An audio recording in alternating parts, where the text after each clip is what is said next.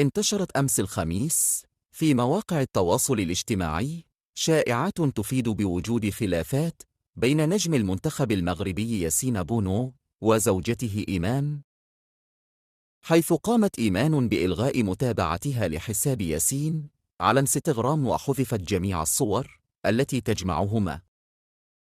وأثار هذا الخبر تساؤلات بين المتابعين حول أسباب الخلاف بين الثنائي، خاصة أنهما كانا يتمتعان بعلاقة محبة وتفاهم، وأن لديهما طفل يدعى إسحاق من ثمرة زواجهما السابق.